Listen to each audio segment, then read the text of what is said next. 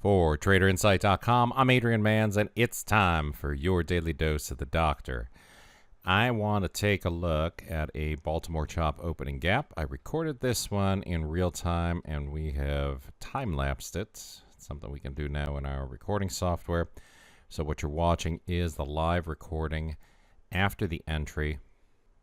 You can see that the break of 57.45 was the trigger on this one, and that there is a stop at $51.97. The stock is currently trading up to that entry price. There's usually a second entry opportunity on these, right? They don't go straight in one direction or the other. Usually get some bleed back into the range.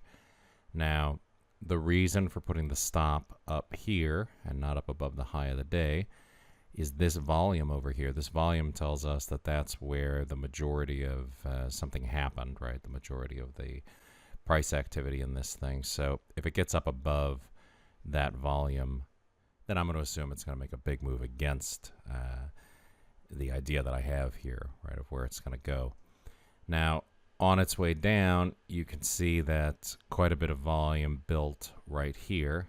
And you can see that I've got the target at the close of that first bar of trading and right around the open of that second bar of trading, but that also puts me right above this volume. So I'm assuming that if price gets down to this level, it's going to see a bounce at the very least, right? If not a move all the way back up into here.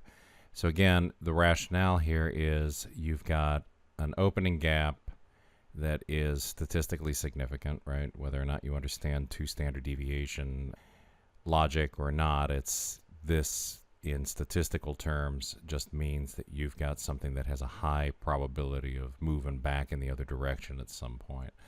So we're not looking for a move all the way down into yesterday's closing range. It'd be wonderful if that happened, but that's not what we're looking for here. What we are anticipating is a move that gets back into the area right here where a lot of volume occurred, and then that there's likely going to be a bounce after we take an exit on it. So you're watching as volume is decreasing now and the stock is coming in. There we go. It's touched the target line a couple of times. All right, don't expect you're going to get exactly a 50-22 fill. Always likely to get a little bit of slippage on something like this. Just depends on your trail. I trailed this a little bit too tight this morning in the first hour trading pit.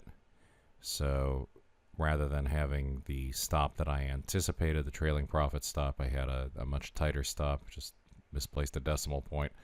But nevertheless, you can see what happened. We had a reversion move back from this high into the morning range. That doesn't mean it's going to go and trace back to yesterday. It doesn't mean even that it's going to wind up at one standard deviation. It just means you're going to move backwards into something that's closer to the average before you start doing whatever. So a lot of times these wind up on the day making a big move in the direction of the gap, and that's a whole other trade, but that's not really what we're looking for here. So that was the logic behind this setup. It was the only Baltimore chop opening gap that we talked about in the room today. So I hope that for any of you who are still trying to make sense out of the statistic and what it is that we're looking for to do, that this video has been helpful.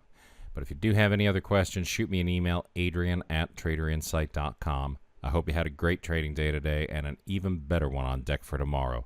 The best trader education anywhere, only from traderinsight.com.